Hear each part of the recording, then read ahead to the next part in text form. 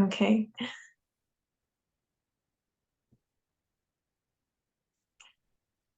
Okay. So, um,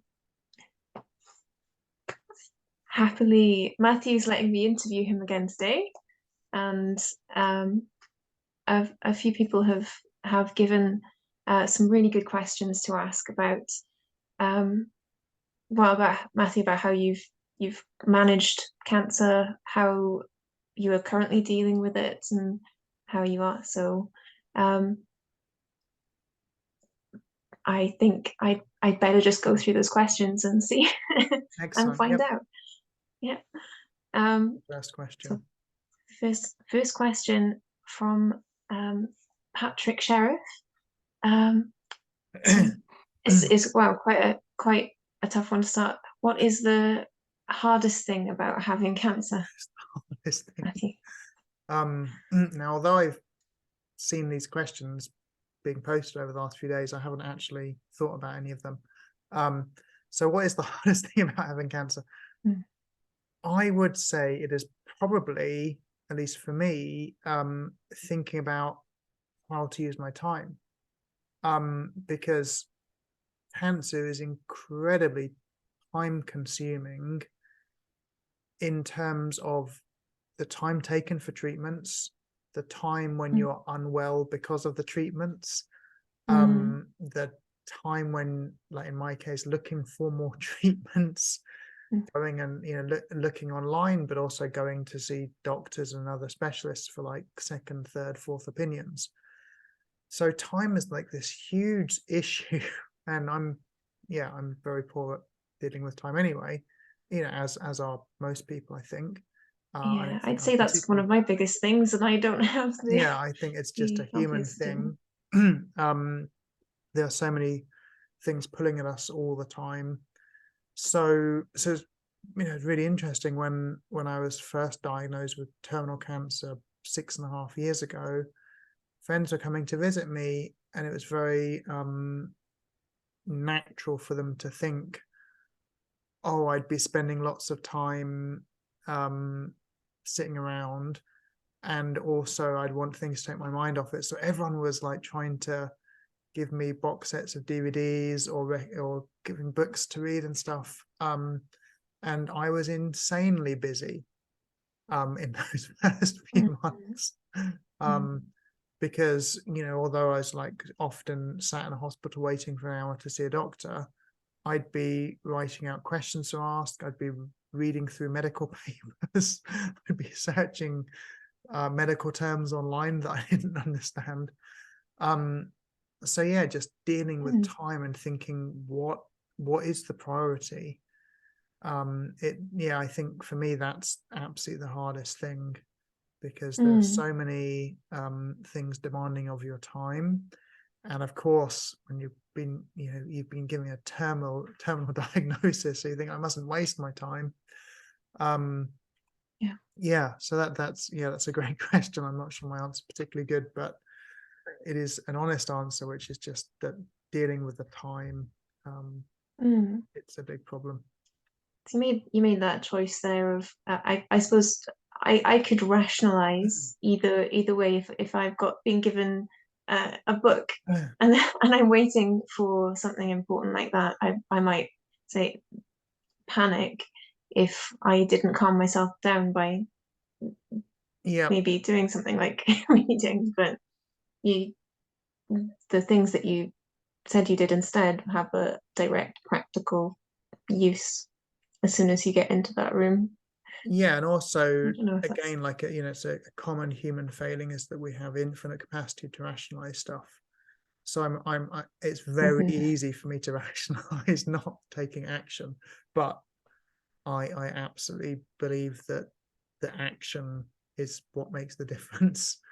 Um, it doesn't matter what you think or what you feel or your philosophy. It's just action, action, action. Um, Mm, Excellent. sorry. Thank you, Patrick, for that question. So we should say Patrick's given us what, six questions. Just He's amazing. full of Full of questions. So, questions. We both know Patrick, and he is absolutely wonderful, as are all the people who have given these questions. So what's the question from another person? The next one Your master from questions. yes, from Dojo Edward. Dojo Edward. So from Edward, and how will you know if your cancer is cured? This is a tricky question, because it did seem my cancer was cured and it's back, or well, I shouldn't say back because it doesn't really go away. So you monitor cancer through blood tests, and they're generally going to be every month. So as a cancer patient receiving treatment, you know, blood tests, and that would be like a general blood test. So what's called a full count blood test, where they look at like how many white blood cells you've got of various different types. They'll look at liver function, because that's really important for for staying alive, because liver is one of your 7 vital organs. And also when you have chemo, the chemotherapy is broken down in your liver and damages your liver at the same time. And one of the key things, whether you can have chemotherapy or not on any given day, or in fact whether you can have things like surgery, liver function is a really key thing. But also that blood test, the monthly blood test, they'll measure things called tumor markers, which are things that should correlate to what the tumor is doing, like how active the tumor is.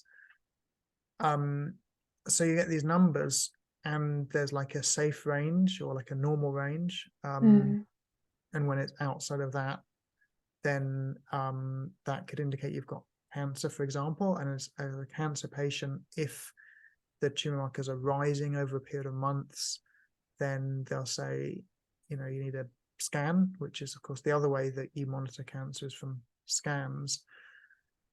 And the general thinking for early stage cancer is that if you have clear scans and normal tumor markers for 3 to 5 years, depending on the cancer, then you're basically cured. However, there are issues, and in the UK, for example, a lot of research has been done into breast cancer, and it seems that you'd really want 10 years of clear scans to say that you're kind of free of the cancer. And I mean, still the current thinking is that if the cancer is spread to distant organs, then they will never really use this word cured. They might say you're in full remission, and that, you know, if you're in full remission for a long time, they might say the chance of a recurrence is very low, but typically they wouldn't say you are cured. There are, however, new tests being developed all the time. Unfortunately, there's a lot of kind of marketing and hype around these. So there are tests that look at, for example, free DNA, which is like DNA floating around in your blood that's escaped from a cancer tumor. So that can be a way to monitor cancer. A similar one is cancer cells floating around in your blood. So these are called circulating tumor cells, CTCs. But as I said, there's like a lot of marketing and hype around these tests. They're probably not very accurate. I had a test that's meant to be 100 times more accurate than tumor markers, which was called the N-nose test. N for nematode worm, and nose because it smells the sample. So this would like take a blood sample or urine sample, and the technicians will put it on a microscope slide with a bunch of these worms, and they'll see if the worms like move away from the sample or something like that. And this has been proven very accurate in various trials. However, about a month after I had the test, there was then a whistleblower type news story where one of the staff was saying, well, actually it's very subjective, because if a certain percentage of worms move over the line, you mark it as a negative test, and if they don't, it's positive or whatever. And it's still a very subjective thing with humans looking at a slide and making a judgment. But for a patient, they just give you like a yes or no answer. So like this super advanced test was kind of called into question like a month after I had it and got the all clear. So yeah, it's a very, very tricky thing, because the human body is huge inside, right? We don't think of, when you're a kid, you hear things like what the lungs have the area of a tennis court or something like that, and yeah, it's massive. And we've got, well, again, like when I was at school, I think people said we had 1 trillion cells, and now the estimation is something like 30 trillion cells or something. Went up a bit. Yeah. So yeah, very, very difficult to say someone's cancer free. So I really cannot give a good answer. Except, is that oh, go on, sorry. It seems to make sense to monitor as much as you can. So for example, in my case, I have those monthly blood tests, but they're not useful. The tumor marker bit is not useful because my tumor markers are no longer reacting to cancer, and that's quite common, especially for late stage cancer. For some patients, the tumor markers never react to the cancer. There are lots of different tumor markers, but they're matched to various types of cancer, and some cancers there are no good tumor markers. There's just no good blood test that that can work. So then we have the scans like the CT scan, MRI scan, PET scan. Of course, for breast cancer, you have a mammogram, and I mean just normal chest X-ray, right, for lung cancer or cancer that has potentially spread to the lungs. Chest X-ray. So there are all those kind of ways of monitoring it as well. But a scan can only see things down to maybe 5 millimeters. Maybe an MRI scan can see down to like 3 millimeters. PET scan usually around 8 millimeters. So you can have lots of small tumors not appearing on a scan. I think it's, sorry, my cat is just bouncing on the windowsill outside. I think I'll let her in because she has fallen before.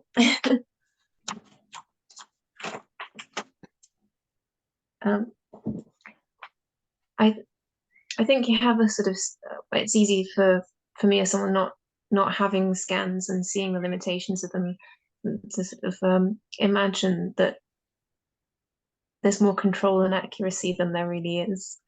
Absolutely. And that, yeah, that's something cancer patients struggle with so much, especially if they're not technically minded.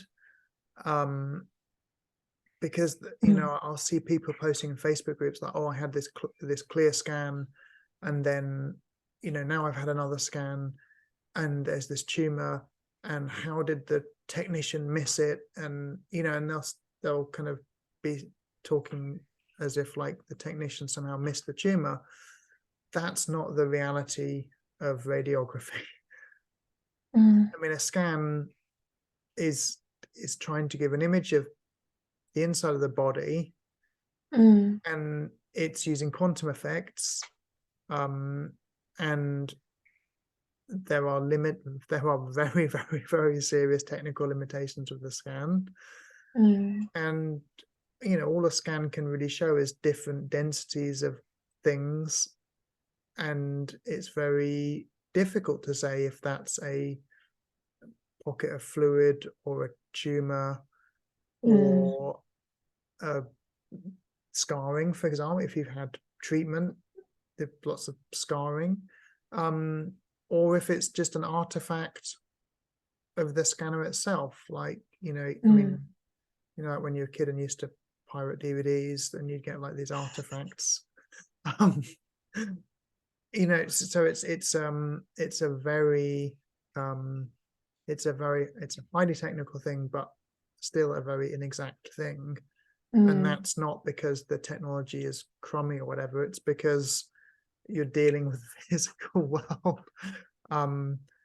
There's just physical limits to yeah, the resolution you can get. I mean, maybe things are going to improve now with some AI, but still, if you've got tumors that are right at the limit of the resolution. So when you talk about resolution for scan, you're not talking about like pixels per inch or anything like that. Resolution means kind of what's the smallest thing you can see, a bit like when you talk about resolution for a satellite. So like spy satellites, you might have a resolution of 2 meters. That means that you can identify something 2 meters or bigger. You can say, you know, this is a missile launch or something.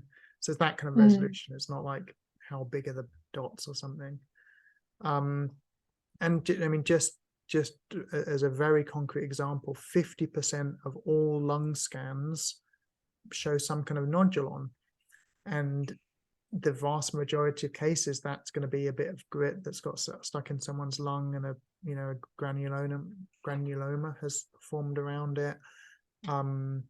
When I look at my scans and my lungs, I'm always like, oh, why, it's full of tumors, but actually because your lungs are all tubes, and if you imagine you've got this sponge and you're looking at a slice of it, so if the slice was at right angles to the end of a tube, you get this kind of white circle that to my very untrained eye looks like a tumor.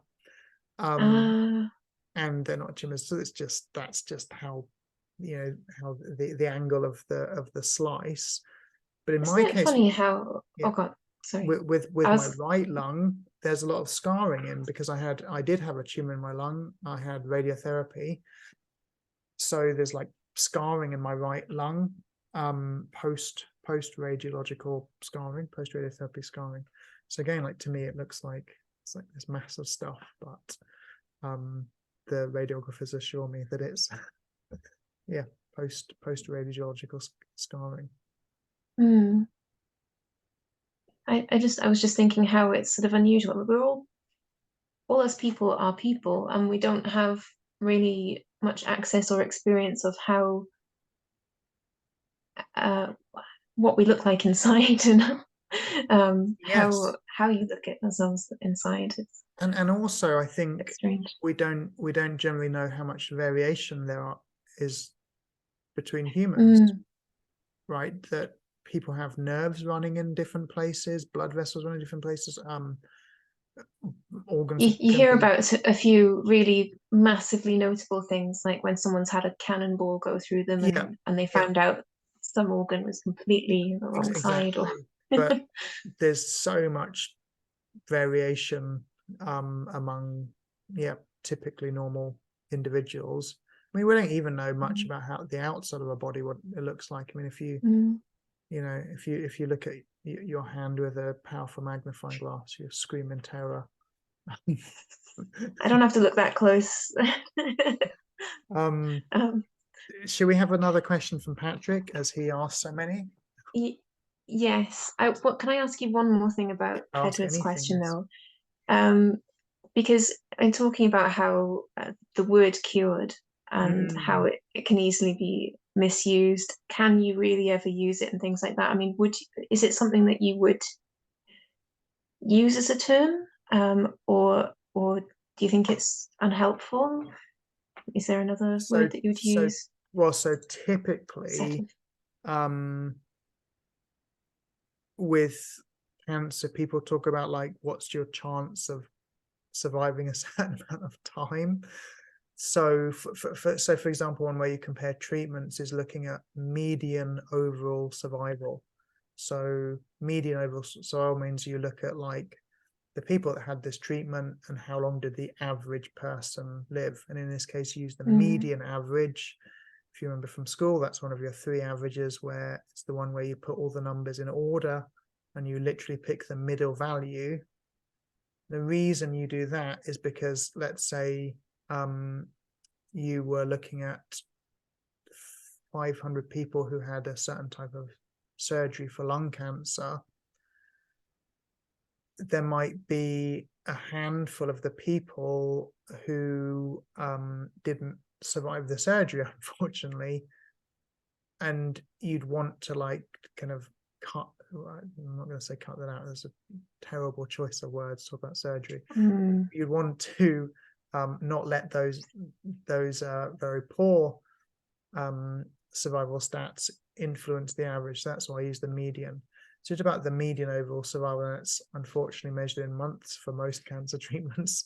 So you might say, you know, so there's an oral chemotherapy called Lonsurf, and if you take that drug as a late stage patient with colorectal cancer, the median overall survival is like it's something like a year, and if you don't, then it's like 9 months or something. So it's like the improvement on average is only 3 months, which is kind of shocking for a drug with really bad side effects, and takes a lot of your time, and you'll have many of those extra 3 months you'll be spent in bed or sat in a chair wishing you could stand up. So that's one way that you compare these drugs. Or you'll also talk a lot about the percentage of people who typically live to a certain time. So you'll talk about like the 5-year survival rate. So for some early stage cancers, if you have colon cancer, for example, and it's diagnosed before it's spread, the 5-year survival rate is something like, it's over like 90%. So like 90% of the people are still alive 5 years later. Whereas for like some late stage cancers, you might have so the cancer that I was diagnosed with, because of where it had spread to, the 5-year survival rate at that time was 0.5%. So I was diagnosed in 2016, but it's using data from the previous 5 years. So the people diagnosed in 2011, 5 years later, 0.5% were around. So yeah, that's generally how you talk about these things, instead of using words like cured. You're kind of talking about these stats and trying to It make is much more difficult to talk about things. I mean, it's harder to appreciate, I think, emotionally when you're talking about things in analytically stats than using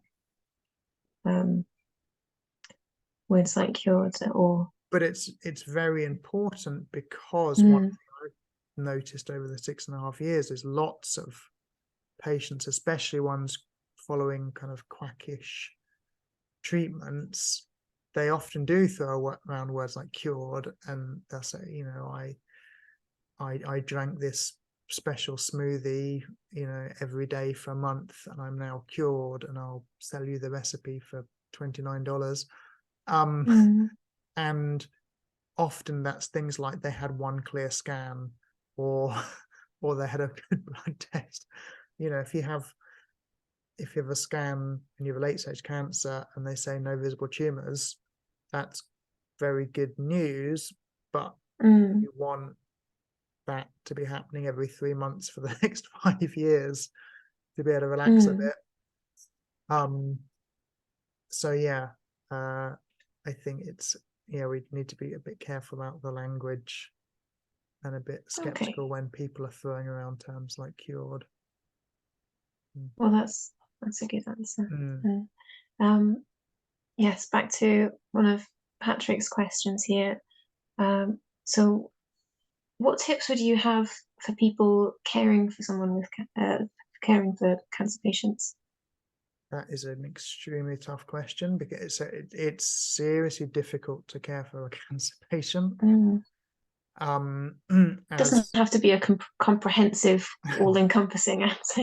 No, but even like this. So what is very difficult and I guess my big tip is, you have to appreciate that their condition can vary dramatically when nothing else seems to have changed. So for example, with chemotherapy, we have like a cycle of chemotherapy. Someone's got a round of chemotherapy. Chemotherapy, it means using poison to treat the cancer. Of course, there are limits to how much poison your body can take. So you might have a chemotherapy cycle where you have drips, poisoned by drip, and then 2 weeks of nothing, and then you come back and you might have drips plus an extra drip. So you might have one drug that you're having every 2 weeks, maybe one that you're having every 3 weeks. Particularly for late stage cancer, it's very common to use these combination treatments. And unfortunately, sometimes you might be quite okay, and sometimes you might be really bad after the same treatment, and that's very difficult for friends and family members to deal with. It's very kind of frustrating and hard for them to understand, like, last month you were fine after this treatment and now you're really bad, and I've planned all this stuff for us to do to cheer you up. Like, so that's really difficult. I mean, the reason for that is things like some of these poisons build up in your body, so they have a cumulative effect. So I was on a poison called oxaliplatin, which is a platinum-based poison. There's a whole family of platinum-based poisons like oxaliplatin, paclitaxel, I think, is platinum-based, carboplatin, and oxaliplatin builds up in your red blood cells. So your red blood cells are the ones that carry oxygen. They're made in your larger bones, and they're kind of important. And this poison builds up in the red blood cells and makes them like less able to carry oxygen. And our red blood cells are refreshed, they die and are refreshed kind of on like every 8 weeks. So as you're having this treatment, it will build up and up and up. So sometimes the effects are cumulative, so that's really tough for carers to understand. So if you're gonna frame give a that as something that you could do, yes. if you gave a good example of someone, say somebody really wanted you to feel a bit better and had plans and things, now you can't do them. Well, do you mean just prepare yourself for that as a possibility? Absolutely, yes, exactly. Build in lots of do a lot of contingency planning. So, which could mean, for example, let's say if you were going to take a friend out for, let's say it's a friend, you're going to take them out for a day trip to the seaside. Just contingency planning, just think well, they may actually be feeling really bad on that day and still want to participate somehow. So just make sure you know some other bestful things to do in that area. Simple things like it may be difficult for them to take public transport, so be prepared for that. So I think other kind of tips for caring for cancer patients is that I'd always be checking with them what they need and how you can best help them. So things like with food, so it's very, very, very important that you eat. And the evidence about food and cancer is kind of overwhelming, which is that the key thing is to eat. That is a much, much bigger factor than anything else. You've got to eat. But you often won't be able to manage a full meal. You may not want to eat food that you like because it may taste really bad due to the side effects of the chemotherapy. So oxaliplatin, for example, damages the nerves in your mouth, and it makes you hypersensitive to cold things, for example. But also because unfortunately we have so many stupid beliefs about food as modern humans. There's so much misinformation about food, and it's drilled into us from a very young age what our families believed about healthy eating or what our teachers believed about and all the evidence Just is, going to close the window. Sorry. I think it's and all the evidence about that is that it's generally nonsense and it's just marketing, right? So as a cancer patient, if you can only manage to eat marshmallows, then you should just be eating marshmallows, right? So things like marshmallows and other kind of confectionery can be, you know, a really significant thing if that's what you can manage, because again, like often you don't want to be dealing with chemo on an empty stomach. And also, if you find something you can eat, then it's absolutely fine to eat it in huge amounts. I mean, if you can manage scrambled eggs, then just eating a lot of scrambled eggs, even though you might culturally think like, look, we're told we have to eat the big variety. And I remember at school there was this food pyramid, and you know, all of that is there's a certain point at which the important thing is eating. absolutely, absolutely, yeah. Yeah. You know, the nurses say eat as much as you can of whatever you can manage. And it seems to be the biggest predictor of benefit from cancer treatments is kind of, So instead of books, bring food. Bring food and things like, I mean, to be more practical, things like a big mixture of small amounts of food. Like, again, you know, if instead of like bringing a cancer patient a plate of food, you might say, I mean, that would be practically kind of difficult, but yeah, you might say, but you know, let's say it's a family member, right? And you're having a family dinner. Well, you know, say, well, why don't you try having a yogurt and you know, see if you can do some toast and whatever, and just bit by bit. And it's absolutely fine to eat repeatedly throughout the day. Again, we're, you know, we have in most cultures we have this thing of 3 meals a day. It's a very, very modern thing, actually. Many societies for a long time had 2 meals a day was normal. I'm sure, you know, in like parts of Bavaria, like maybe 6 meals is quite common. Most athletes are on 6 small meals a day. You know, people used to think that you shouldn't sleep a whole night without eating. So in Roman times, people would like wake up in the middle of the night, eat something, go back to sleep. So it's all cultural. I can't imagine that anxiety of like having to wake up. What'll happen if I go through the whole night without eating? but I mean, but that would be your culture, and you have a lot of anxiety. You know, we have a lot of anxiety about what we should be eating, what we shouldn't be eating, when we should be eating. You know, there are all these fad diets out there, like intermittent fasting, keto, elimination diets, clean eating, plant-based, all this kind of stuff. But for cancer patients, eating is the important thing. So another tip I'd say is that often, particularly when things are really tough, you may just want someone to be with you, and they don't need to talk or anything, just be with you. Again, like, it sounds ridiculous, but some of these treatments are extremely toxic, and you may just want someone with you to like pass you stuff or you know, help you move about a bit.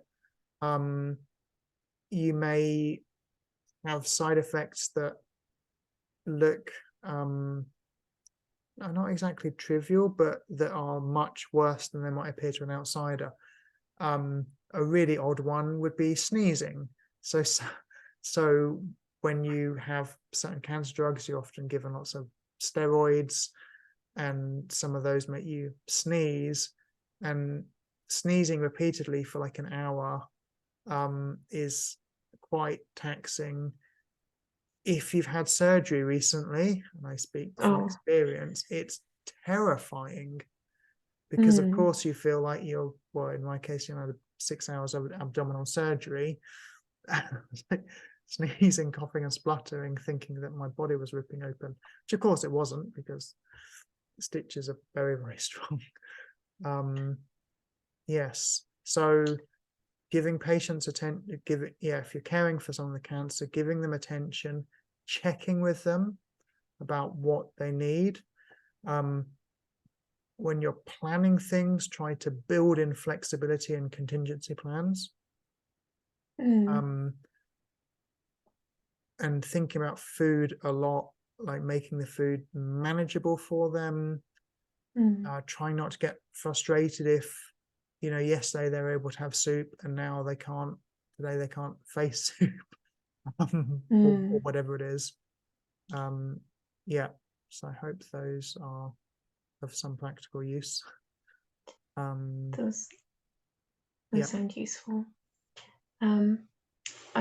Tracy Northcote has asked a question that was on my mind, actually. How are your feet? Okay, so I should explain the background of this question. So, and it's kind of related. I mean, it kind of ties in very well with the previous question, that kind of, again, with cancer, that walking is really important, especially after surgery. So there's a lot of correlation between like early walking after surgery and getting a better, not a better result from the surgery, but lower chance of complications. So, for example, less chance of developing pneumonia. So I've had pneumonia twice after surgery. Again, very unpleasant when you've been cut up and then you've got pneumonia. Second time I had a pneumonia and collapsed lung as well after liver surgery. Not fun. But early walking, and walking as much as you can manage. And I still find that even when walking is very difficult, I found that listening, particularly to audiobooks, helps a lot more than music, I found. Because maybe with music it's easier for it to become like a background thing, whereas if you're listening to an audiobook, you have to kind of focus on it a bit, which can make the walking considerably easier. It's hard to match things. I find listening, if you need something to pull you out of focusing on something else you want to be apart from, I find it's a hunt for the right level. For me, I just found the Ian Fleming James Bond novels and short stories just perfect. Now the other issue with walking is, like, if you're in a hospital ward after surgery, particularly in Japan, you're not let outside for quite a while, so you might just be walking up and down in a hospital ward. So again, listening to an audiobook is ideal. But yeah, the reason Tracy asked this question is that a lot of chemotherapy damages your feet. So, and there are several reasons for that. So first of all, quite a few chemotherapies damage the nerves in your hands and feet. And we've got a lot of nerve endings in our hands and feet. So you get this thing called foot-hand syndrome. Also damages the skin on your feet. So you get like this burning. And when it damages the nerves, it's very, very unpleasant. It's like, I heard someone describe it as like you're permanently walking on wet sand and in mild pain. But then also, your feet have toes, and toes have toenails and nail beds, and that's growing tissue. And of course, the chemotherapy attacks things that grow, right? So anything that grows in our body, so as adults, hopefully not growing, but still hair grows, skin grows, lining of your intestines and stomach and stuff gets replaced, right? The nail bed on your fingers and toes where your nails are growing. So various drugs attack that, and it's excruciating. Some chemo drugs cause your toenails to like come off, which again, very, very painful. So my feet are okay at the moment. But yeah, again, tying into the previous question, watching out for that kind of thing, like, make sure that if you're caring for a cancer patient, make sure that they're taking care of their feet. So things like the nurses will say, do your skincare before you get side effects, because a lot of it works better before.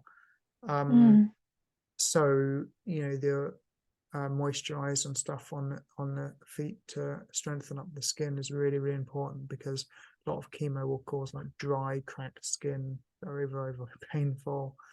And healing isn't something you're going to be so good at whilst because of course healing means new tissue growth, and chemotherapy attacks new tissue growth, and some other drugs also directly attack other parts of the healing process. I have a drug called bevacizumab, or Avastin, that stops your body making new blood supplies, and all involves new capillaries and stuff growing, and Avastin inhibits that, so wound healing is much slower. You're open to infection more. So recently I wore some shoes I haven't worn for a while, cut into the back of my foot, and bit later on, burning, infected, painful, unpleasant, and hard to walk. But my feet are currently fine, and it is important to learn to love your feet, and I mean that's that's good advice for anyone, not just cancer patients, but feet take an incredible amount of damage in our life. And they're very useful. Look after them. Very useful. Wear sensible shoes. Yes. So now another one from Patrick. Aren't they? Yeah, very good. They are. Thank you very much, by the way, Patrick, Edward, and Tracy, and Miki. Miki, I don't know, but thank you very much for the questions as well. I just got tongue-tied when I had to ask Matthew questions myself. So this is very good. So Patrick asks, how can people best engage with cancer patients? How can they talk honestly with people who maybe don't feel comfortable talking about health and poor health? Yeah, again, very, very good question. Some cancer charities and non-profit organizations have made guides on like how to talk to cancer patients, or a related one is how to talk to children about the parent having cancer, that kind of thing. It's again very tricky. Fortunately, with the web, you can Google like things not to say to a cancer patient, and for me, I don't care what anyone says to me, but I know that for other people, like a very natural thing to say to a cancer patient would be, "You're looking well today." And they might be looking quite good on the outside, but very bad on the inside. A very tricky situation is where someone says to the patient, "You're looking well." Let's say they haven't seen the patient for a long time or for some time. "You're looking well," and the patient says, "Yeah, I'm not on treatment now," and the person says, "Oh, that's great," and you're like, "No, the treatment stopped working and there's nothing left, and I've probably got 3 months left to live." That's a very, very, very, very, very common thing. I mean, it happens all the time. I can imagine it's the sort of thing that isn't intended to even come out of someone's mouth, but it's you react to things and you want to say something positive. I guess. And usually, if someone had another disease and was unwell for a while and we saw them and they looked well again, that would usually be a really strong indication that they're well. So reserve judgment perhaps is a good bit of advice there. Reserving judgment and kind of probing, gently probing to see what they're comfortable talking about. I mean, I think it's, if you can ask people directly, is there something you'd like to talk about? And so there is this thing in the various cancer communities, this topic of toxic positivity often comes up, where, you know, maybe other patients are very, very overly positive, unrealistically positive. I don't know how you want to put it. Or just, you know, people keep saying, oh, you know, you've got this, you're going to beat this. And it's like, realistically, you know, with early stage cancer, you might, right? I mean, with early stage cancer, plenty of cancers where, when found at the early stage, if you're able to have surgery and the surgery goes okay, there are plenty of cancers where, yeah, the chance of it coming back is just minimal, right? Where the you know, chance of cure is really high.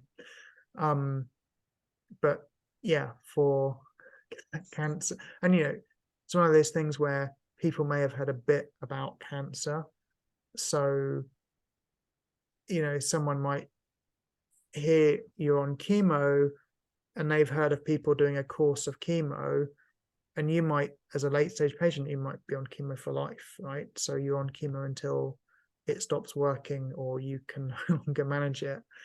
So someone might say, you know, oh, you know, three chemo sessions down already, that's great. And you're thinking like, well, there's no end to it. It's not like I've done, it's not like I now have 3 that I don't need to do. It's not like that. It's just, I do them and do them and do them until I'm no longer around. Or whatever. So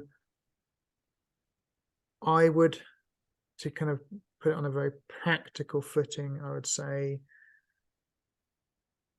try and judge from talking to them what they're comfortable about, with talking about, and let the cancer patient lead the conversation as much as possible. You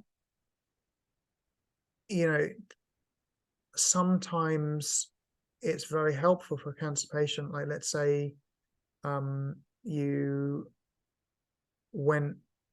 joined with them on a medical appointment, and when you come out, instead of saying, oh, I thought that went really well, you might say, how did you feel that was? Or like, how did you feel about you know, what the surgeon said? You know, did you feel she was, you know, listening to what you were saying? Something like that, kind of, you know, gently asking questions is generally going to be better than giving a lot of opinions, I think. Yeah, that's probably, yeah, I mean, that's something to learn in general in Absolutely. life as well. Exactly. Yeah. No, I think that's a really good point, actually, is that cancer kind of amplifies a lot of stuff. Yeah, You it know, matters very acutely if yeah, I mean, you know, let's think, I mean, think about if it wasn't cancer and someone's just lost their job or gone through a messy divorce or whatever it is, or lost a relative or whatever. All those things can be very tricky to talk about or to talk around. And with terminal disease, you know, it's kind of, yeah, it's like amplified almost. But yeah, it's very easy to say what you shouldn't say. So there's, again, like, it just some Googling things never to say. So, you know, again, it's very, very typical thing that people say to a cancer patient is, oh, like, you know, someone's just been diagnosed with ovarian cancer. You say, oh, I knew someone at work who had ovarian cancer. She died. It's just a very, very normal thing to say, right? That's not something good to say to a cancer patient, that you knew someone with the same type of cancer and they died. Completely natural thing to say, right? Because that's, you know, you want to make a connection, right? And yeah, that's it. You're making connections in your own mind relating to the situation, but in a yeah. And a quite similar an thing with unhelpful the way. quackery, right? It's dumb to say like, oh, you know, I knew someone, you know, who had lung cancer and they drank this green tea and now it's all gone. So things, you know, there are many different kinds of cancer. Some respond to treatment, some don't. There are many stages of cancer. So again, it's very natural to, like, if someone says they've got breast cancer and you say, oh, I knew someone with lung cancer once, it's like there's no connection really. Yeah. Yes, but I would also say it's really worth going to the websites of those cancer charities or cancer nonprofits. So Macmillan in the UK, they do really, really good guides that you can download. They have like a couple of hundred guides of various cancer types, but also talking to cancer patients, caring for cancer patients. And you can download them all for free. If you're in the UK, they will send printed copies to you for free. They have them available in large print. Some of the stuff is available in different languages. They're absolutely fantastic. The Macmillan guides, they're really good. That's good. You've mentioned them a few times, but Yes, I'm always surprised when people do it as well, and they've done a really good job in this. I should figure out how to share a link to them somewhere. Yeah. But what do you do if somebody does approach you and you can tell that they've lined things up all wrong, and like I'm sure I've sort of put my foot in my mouth a few times, but somebody comes up and tells you how great you are looking and I hope you get better soon, and nervously laughs and is obviously out of their depth. Yeah, and I mean, and this happened a lot to me when people in my neighborhood had heard of my cancer, and when I was 36, but were not told the stage.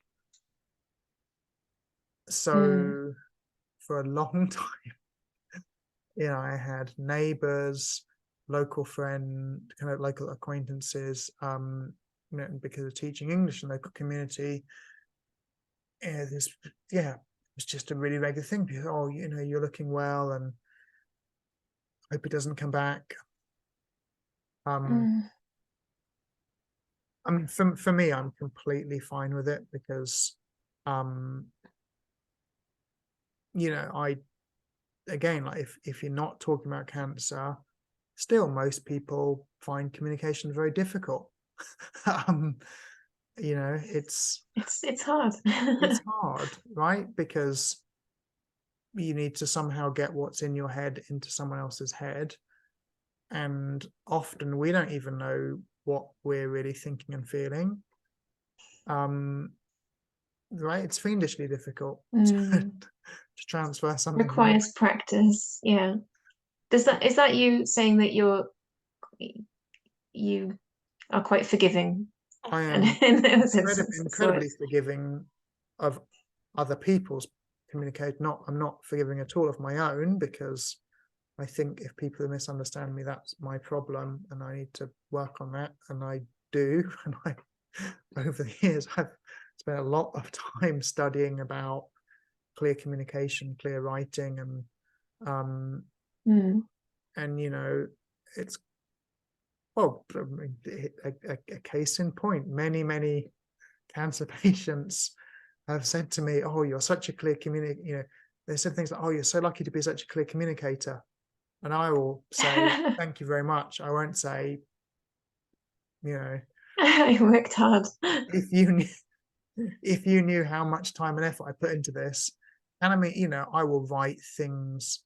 I run a Facebook group for cancer patients. I will write things, read it through, edit it several times, still end up deleting it because, I think it's really important that my communication is crystal clear.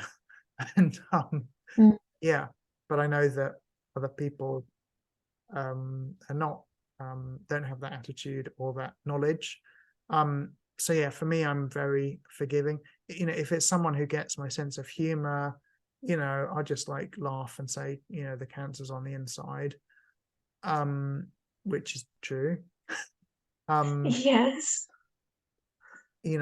if there's someone I don't know very well, or you know, I mean, I know a lot of people that don't share my sense of humor, although I'd assert that they have no sense of humor.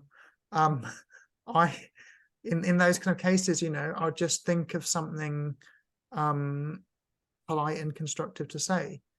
You know, like if they say you're looking well, I might say, yeah, I've been fortunate the treatment seems to be working at the moment, or what, you know, just tell the truth, like, oh, I'm between treatments at the moment, so I'm feeling okay, or today is a better day, or, you know, whatever. Did you ever have those sorts of things, like the, you know, it's going to happen at some point that someone will maybe misstep speaking to you, and so you have something sort of lined up automatically that you'll say, like you were just saying. So, I mean, one of the big things is dealing with the quackery, because you get that all the time. Like people say, oh, I heard this really works, or that really works. Or, I mean, a similar one is not to do with quackery, but people hear of a treatment for another type of cancer, or you know, there'll be a media report about some amazing results from a cancer treatment, but actually it's only for a small subset of a certain type of cancer, and is not relevant to me. And of course, you know, and they when you try and explain that kind of thing, they might say, oh, well, maybe it's still worth looking into. I'm thinking, you know, I've dealt with this for 6.5 years. I've studied oncology. I've talked to the best cancer doctors in the world. I do happen to know that, you know, such and such a report. And I mean, I mean, it's much, much, much, much worse for people in the medical profession. Last year there was a small trial in the US of a certain drug for, it was actually colon cancer patients, and they got full response from everyone in the trial, which sounds amazing, but it was 30 people. They were selected on the basis that it was expected they'd get a very good response to this drug. They were all early stage cancer patients, and I've heard of doctors for completely unrelated types of cancer having difficult conversations with patients. You know, patients saying, "Why can't I get this drug?" And you know, the oncologist is trying to say, "Well, you know, you have pancreatic cancer, and that was a colon cancer trial, and there's no evidence that it works for pancreatic cancer, or there are these 5 reasons why we know it doesn't work for pancreatic." So, I mean, so it's much, much harder. So yeah, I do have ways of dealing with that. You know, often I'll just say thank you. I'll think about it, or I'll look into it. Or, you know, if someone's recommending, let's say someone's recommending some kind of supplements or some combination of herbal medicine or whatever, I may say, thank you. Unfortunately, one of the things about the treatment I'm on is you're told you can't do other treatments. And then, I mean, that's true, right? So when you're on chemotherapies, for example, you can't take a bunch of supplements because it could interfere with liver metabolism. You know, if you take some herbal medicine that slows down your metabolism, then the chemo drug could persist longer in your body than it's designed to. And in some cases, that could be permanent damage. So if you have a sort of pocket response of, I have to be careful of the interactions, and thank you for the suggestion, and yeah, absolutely, a separate way. You know, I just tell myself, you know, that they mean well. And another kind of related thing is, you know, this kind of victim blaming thing, right? So again, with it must be very tough with lung cancer, for example. 10% of people with lung cancer have never smoked, and that statistic actually is a few years old, and the percentage is rising. I don't know if that's air pollution or something else, but you know, so sometimes, yeah, people be asking you all these questions that sounds like as if they're blaming you for their cancer, but it's probably more likely that they're just concerned for themselves. What can they do to avoid it? You know, people ask you about like, so for me, I was diagnosed at late stage, right? So when I was diagnosed, that was a terminal diagnosis. It wasn't like I was diagnosed with cancer, early stage, had some treatment, didn't work, cancer progressed. It was like when it was found, it had spread a lot. Well, for colorectal cancer, 50% of patients present with no symptoms at all. So 50% of people who find they have colorectal cancer, you know, it's because they went in for a routine surgery, or in my case, I had just a very standard antibiotic for a chest infection, and I got weird side effects and had some testing, and they said, oh, the reason you're having weird side effects is you've got terminal cancer. And you know, yeah. But yes, I do have stock things to say and stock language patterns to use, and I do try to tell myself that, yeah, they maybe just are frightened, or they're just trying to help. And also, I'm sure I tell that's the myself case as well. most people are just terrible at communicating, which, you know. And it's a difficult opportunity to practice when you're then sort of in that. It's a learning opportunity. It can go, yeah. And some of these people that offered you bad advice probably learned technically. So, so Tracy has asked another question for you from Tracy. Yes. What are your thoughts on an anti-cancer diet? Or she says, is it all a bunch of malarkey? A bunch of malarkey. Fantastic word, malarkey. My understanding is that it's all a bunch of malarkey. So to just explain about anti-cancer diets. So there are lots. Is that something specific then? Or no, there are loads of anti-cancer diets floating around. There are scraps of scientific evidence about diet. They are scraps, and they don't lend themselves to any meaningful extrapolation at all.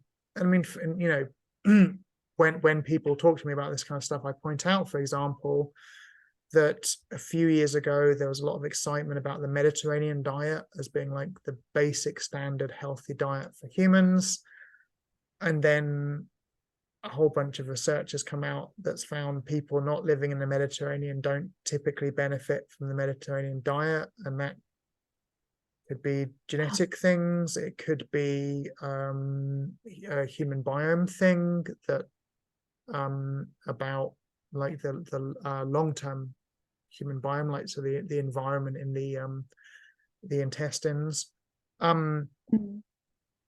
One thing I have noticed is many of the people pushing any kind of quackery like this, there is some kind of financial aspect involved. Often it is some kind of multi-level marketing thing. So people will talk to you about some herbal supplement or some special tea, and if you show some interest, it's not just they want you to try it, it's like, why don't you introduce it to some of your friends, and they could buy it from you and you get a small commission. You know, it's just classic multi-level marketing kind of pyramid scheme stuff. So that's a big thing. Yeah, so there's often somewhere someone is making some money. Sometimes it just, they have heard things second or third hand, and sometimes people are just desperate and they'll do stuff, and you know, if it does no harm, that's, of course, that's fine. But if it becomes obsessive, I mean, my personal observation, and I'm going to explain why this may be wrong, but my personal observation is that people who follow like these so-called plant-based diets, the cancer patients, they tend to be quite miserable and they tend not to survive as long as other people. But I should say why that could be wrong, because it may be a bias there that I'm seeing people that are kind of desperate and have quite a high tumor burden, like they've got quite a lot of cancer in quite a lot of places in their body. So that's I why mean, it that appears to correlate. sounds like a set of people in a very particular Exactly. So situation. it might be like it's kind of biased, but it's something I've definitely noticed. And yeah, it seems to be that the people who manage to eat kind of normally, whatever that means for them, they tend to do better, it seems. But yeah, it might be that a lot of the people following Weird and Wonderful diets is because they've run out of options and they're just desperate to try anything. And as I said earlier, you know, the nurses say eat what you can, when you can, as much as you can manage. Couple that, you know, with as much physical movement as you can manage, even if it's just walking up and down the stairs or whatever.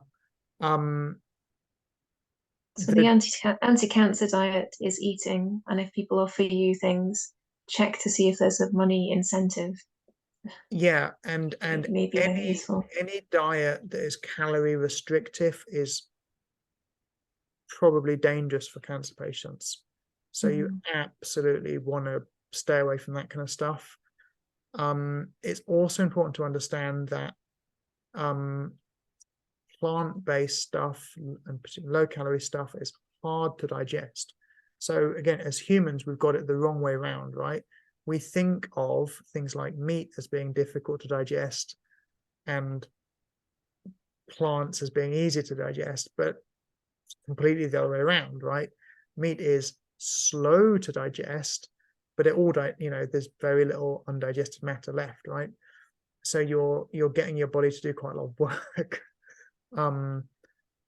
You know, eating things and oh yeah, so another thing I have to say I have noticed about the diets is when there's not necessarily a financial aspect involved, there's still a strong cultural aspect involved. So in Japan, you'll get people saying, you know, of course, the best way to deal with cancer is the anti-cancer diet. You ask them what that is, and they say you need lots of tofu and fermented soybeans and buckwheat noodles. And if you went to someone in Texas, they may say, oh, you know, you need to go on an anti-cancer diet. You should eat grain-fed cattle, cut out the fish because it's all full of mercury. You want big slabs of grain-fed organic beef. So you know, it's like a form of exceptionalism, right? It's kind of, you know, it's just they're just falling back on cultural norms. Yeah, you know, generally That's I something, don't yeah, give any to bear in medical mind. advice, but eating as much as you can manage of what you can manage and not feeling bad about it is really important. And that's one of the things I will concretely say. And the weight of scientific evidence at the moment for cancer is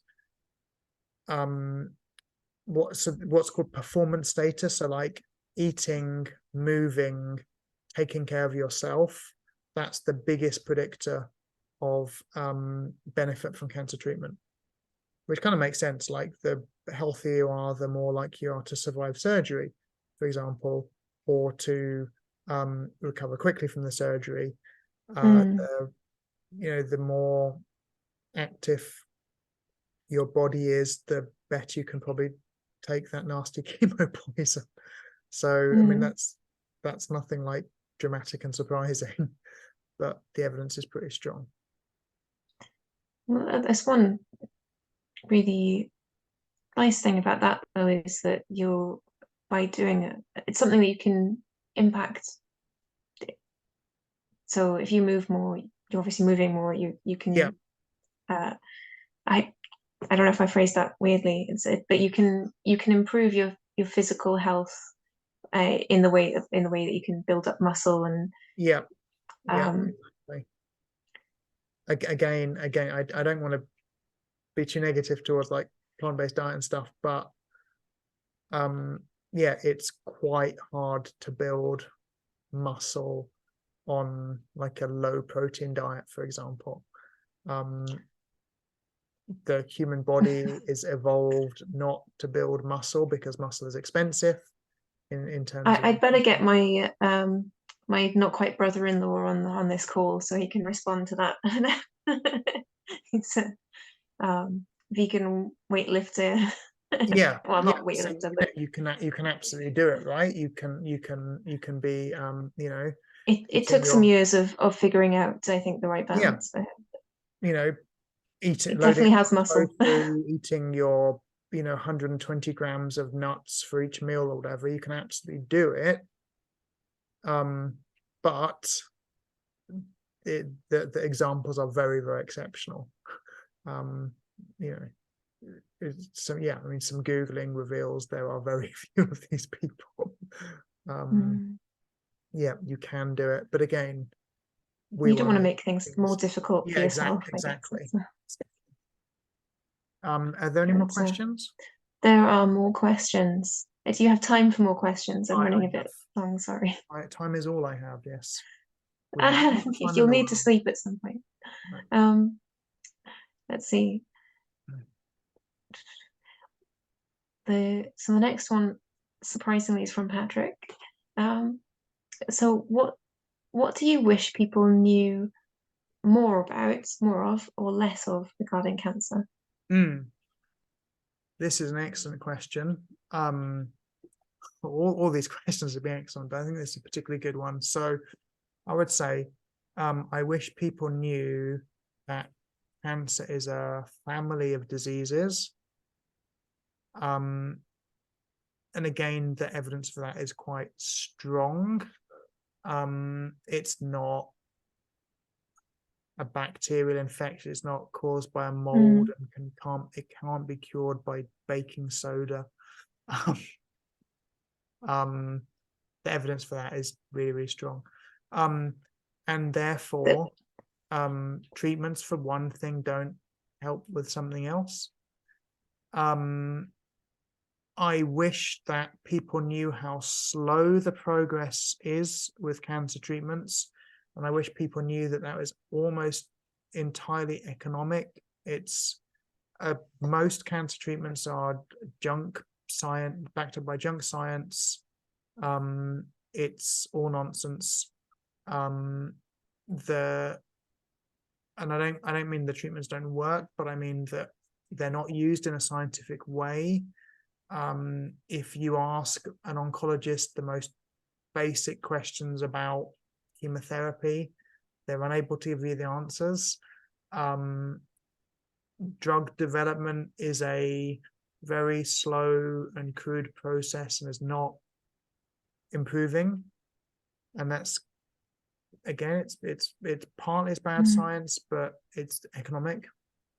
Drug development still consists of identifying 5,000 candidate chemicals and then dripping them onto some cells and narrowing it down to maybe 5, and then doing a phase 3 trial where you give that to some healthy people to see if they're able to take it without being too sick, and then you maybe treat some cancer patients and see if it helps them a bit, and then you maybe do another trial for phase 3. You're comparing it with a standard treatment and see if it's any better.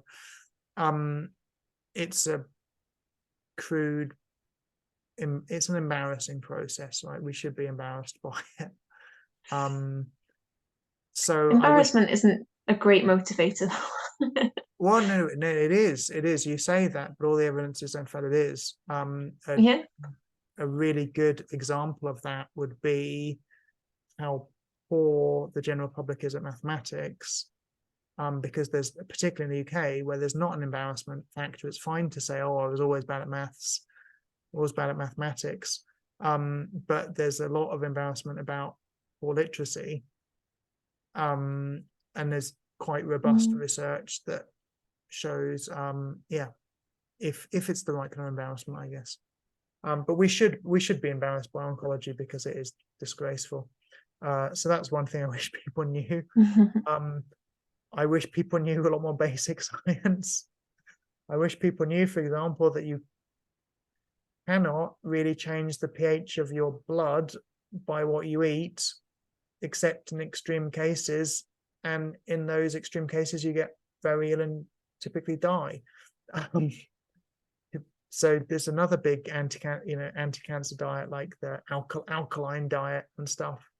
You need to avoid acidic foods. Although those same people say you should be drinking lemon juice every day, and then you point out the lemon juice is acidic, and then they get a bit confused. So yeah, stuff like that I wish people knew. And what do I wish they didn't know? I mean, I'm not sure how to interpret that bit, but I guess he means what I guess he just means what false beliefs do people have. So one thing I think we have to be a bit careful about is it seems that lots of young people are getting cancer, and that is partly true, but it's not as true as it looks. So for example, I'll see patients who are kind of angry saying, oh, not enough money is put into identifying cancer in young people. I know loads of people on Facebook who have cancer and are young. Well, the Facebook users massively skew under 50 years old. So Facebook users typically are young. Also, we didn't have social media in the way that we do now. Even just 15 years ago, it was a very niche thing, the beginning of Twitter and that kind of thing. So now it's very easy to hear about this kind of thing.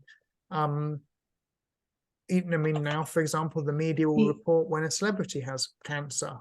Well, that was not a thing at all in the past, right? I mean, when celebrities have passed away, they'd passed away it'd be written that passed away at home surrounded by family. Wouldn't say with a big old tumor in the colon or whatever. So we do have to be careful about that. Testing is also getting a bit better, and there's more screening, so it kind of, again, it can look like there's a flood of young cancer patients, but it does absolutely in real terms seem to be increasing, but the increase seems to be much less than it appears. There are some particularly odd things, like I said, with the increase in people getting lung cancer who've never smoked. But looking at social media, you get a very misleading impression that the world is full of very young people with cancer, and that drug companies are producing miracle cures every day, and yeah, so you get kind of a misleading thing from both sides. So I wish people didn't know those falsehoods. Yeah, I suppose that's the disproportionate sort of things that people do know about are things that are overrepresented in social media or other news. And in the news, exactly, in the news in general, right? The news shows remarkable things. That's the point, right? That's the nature of media.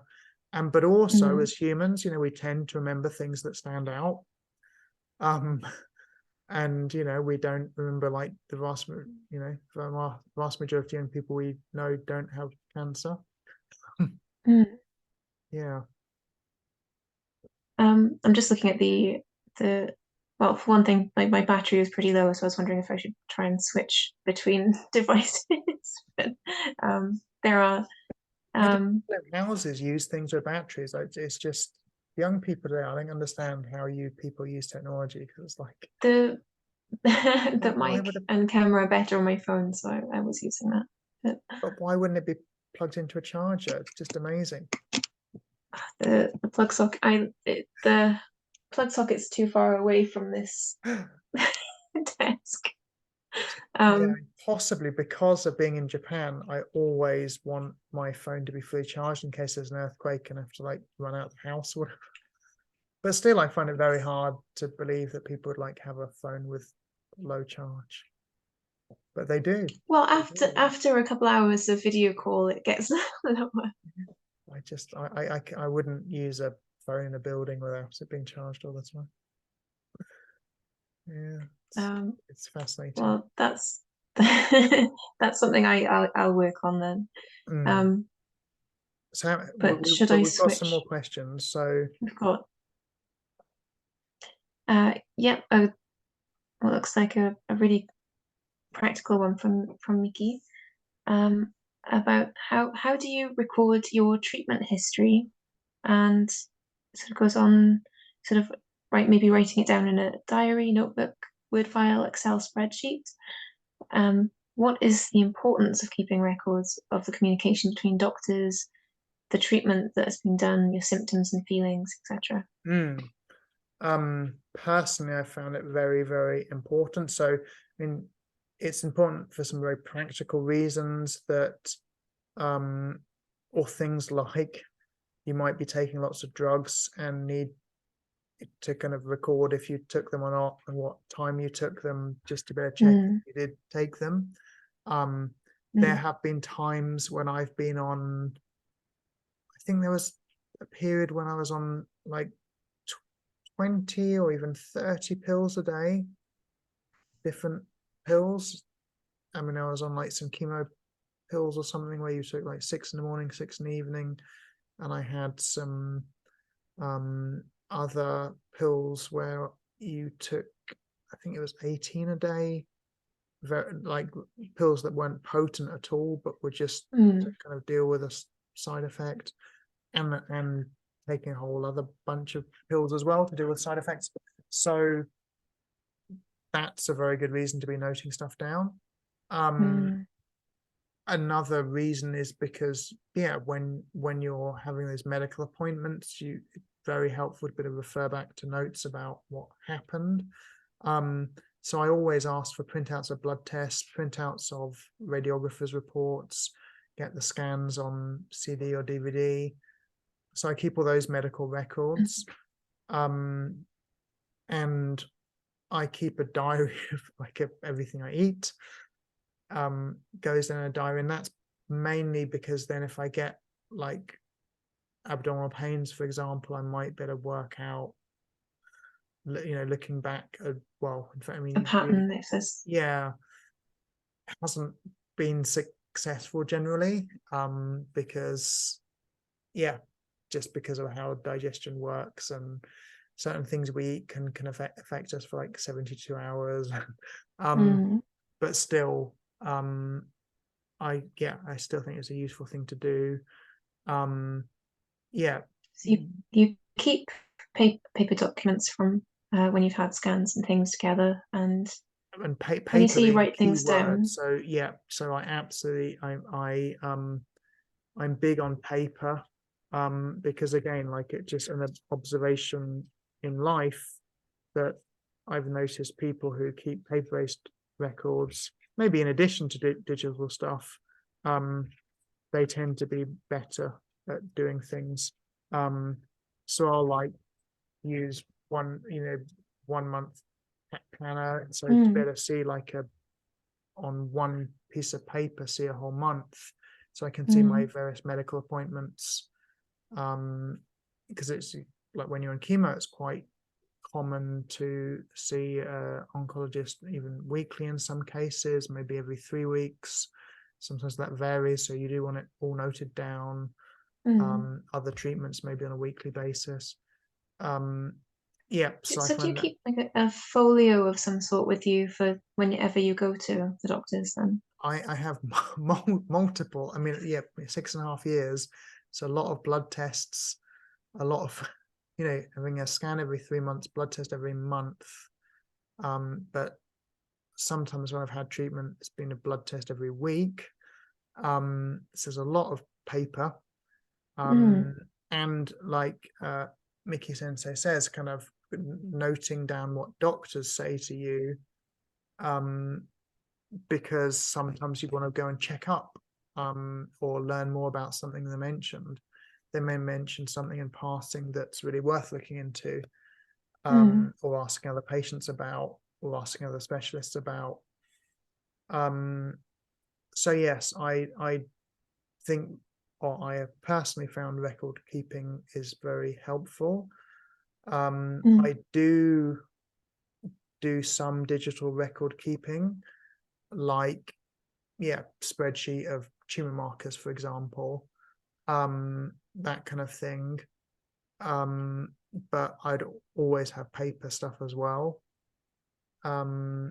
because just things like, if something's on paper and like pinned to your computer monitor, or on your front door, so that you're going to see it as you go out the house to the hospital appointment, might be something you need to ask the clinical professional about, or something you need to tell them about, because that's so another reason why it's really good. So Miki Sensei said, like your feelings and things. I think maybe she meant things like side effects of these drugs, because often when you go to see the doctor, you may be feeling fine, because if you're on like a 3-week treatment cycle, where it's a treatment and then 3 weeks before the next one, when you go to see them, that might be like you're at your peak healthiness in the 3 weeks, right? Or I have a treatment cycle where it's a 3-week cycle, and it's 2 weeks of treatment and then 6 days of no treatment. So still, you're kind of recovering a bit on those six days. So you go into the oncologist and ask you how you are, and you may forget that, especially if you've done the treatment for a while, you may forget that you've had 6 days of crippling abdominal pain or whatever. So noting down these things so you can say it specifically, that's very, very helpful. And yes, I'm a big believer in paper notes. If you have space, whiteboards are fantastic, or anything that you can put up on a wall. So I find it What would you physically carry around with you then? Seeing as that is a lot of paper that you'll accumulate. That's a very good question. So I'm obviously not carrying 6 years of medical documentation with me, but I will typically take. So when I go and see an oncologist, I'm going to typically take printout of the previous blood test, even though they'll be looking at the blood test on their screen, maybe comparing it to the previous one. It's still very useful for me to have it as well. Not least because it also reminds me to ask them for the printout of the current one. So my previous blood test, and my monthly planners, usually the previous month, this month, and the next month. So that's very useful, just to see where I am in a treatment cycle, and to be able to like make appointments and things, obviously, stuff like that. So and that's it really. And then like maybe just a notebook with me to note stuff down in the conversation. Typically you can ask if you can record the conversation as well, so it might be worth doing. Is that something you've done before? I wouldn't think to do that. I did it it was something I read on the Macmillan website, and so when I first met the consultant in the UK, the first time I met the cancer specialist, I asked if I could record it, and he said fine. But a similar thing is, like, particularly in the early days and months, it's really worth having someone with you at medical appointments. That's super, super helpful, because they'll note down stuff that you miss, and they may be a bit more detached from the situation than you are. But that's an excellent question. And there's just a couple more here then. From Patrick as well. Are there any tips for dealing with doctors? Dealing with doctors, just like you deal with anyone else, be polite, be firm, be slightly aloof. No, so I think remember you're dealing with a human and they have opinions and feelings and biases, and they may talk in an authoritative way when they're not in a position to do so. So you may talk to an oncologist who says you are not eligible for immunotherapy, or you know surgery wouldn't help you, and it may be that they did check with a surgeon and the surgeon explained a lot of stuff and it's kind of got lost in translation to reduce down to you can't have surgery. But if you knew the details of what the surgeon said, it may be that you're able to have surgery after doing another treatment, or it may be that just that specific surgeon couldn't do the surgery with you, but there may be a specialist elsewhere, possibly even abroad, who could. So be aware of that. But I mean, I guess Patrick also means kind of how do you interact with them? And I'm going to have to switch devices now. Sorry. Switch device and then we'll go for it. So that'll look different. It'll all sound different. That'll be fine.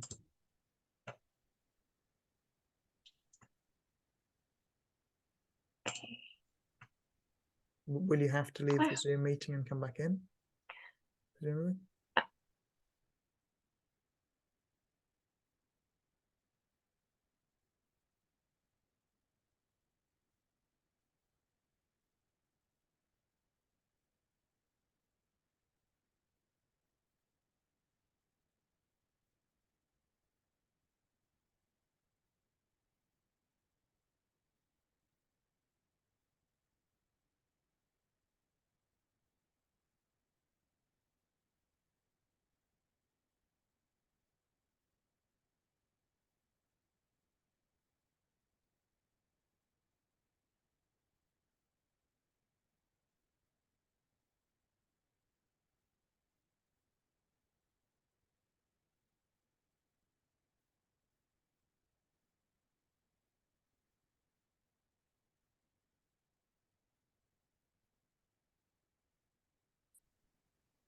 Sorry, that was a my phone's gonna die.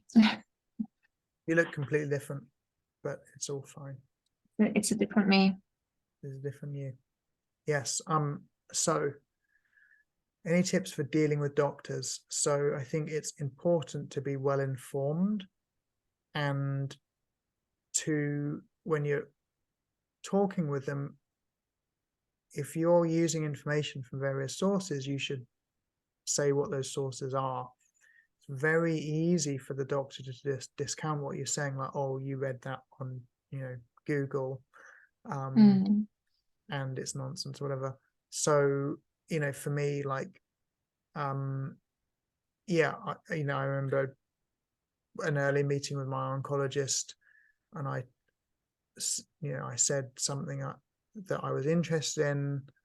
He asked, you know, where did you hear that? And I said, oh, I read it in it was like New England Journal of Oncology, or New England Journal of Medicine, which is like a very, very, very well respected medical journal. And his attitude was just so different. You know, a few seconds before, when he thought I just read some junk on the internet. That's a really great tip, though, isn't it? Actually, so when you're presenting information, well, knowing first of all, how did you know what would be what respected publications you should be reading? How did you find that out? But then, yeah, so like medical journals, and you know, peer reviewed medical journals. So there are kind of There are fake medical journals where it's not peer reviewed, where people are like just paying to publish their paper in the journal. There are websites that list published papers, but those papers are maybe a mixture of peer reviewed and not peer reviewed. I mean, peer reviewed essentially means specialists have looked at the papers and have actually tried to find mistakes in them. I mean, that's what the peer review process is. So often see, people will link in the Facebook groups, they'll say something and link to some paper on there's a website called PubMed, and PubMed contains peer-reviewed papers, and it contains many papers that are not peer-reviewed. It's just a place with lots of medical papers on. So it could be this was just someone's PhD project or whatever. Or it could be a scammy clinic in Mexico that have put out a paper that looks reasonable, but a bit of Googling, reveals that they bought their medical degrees and whatever. So yeah, proper, well-established journals. Get more respect from your doctors, and hopefully just because something has the word mistakes in the name doesn't mean it's got any validity. Loads of quacks will set themselves up as the Autoimmune Institute of medical oncology or whatever. Wait, do you have one? I do not have one, and I never would. I never would, because I'm committed to not making money from cancer. Yeah. So that's one thing, is like, know your sources, know what you're talking about. I mean, it's important. So even if you were just going to follow everything that your doctor recommends and just do the normal treatment path, it's still sensible to learn, for example, learn some of these terms, understand the difference between an MRI scan and a PET scan and a CT scan, because they may be saying, oh, you should do a CT scan, and you're kind of thinking, well, why would I not have an MRI scan? And there may be a good reason, or it may be a money reason, especially if you're in the US, for example, dealing with an insurance company.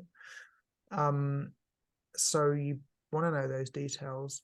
I'm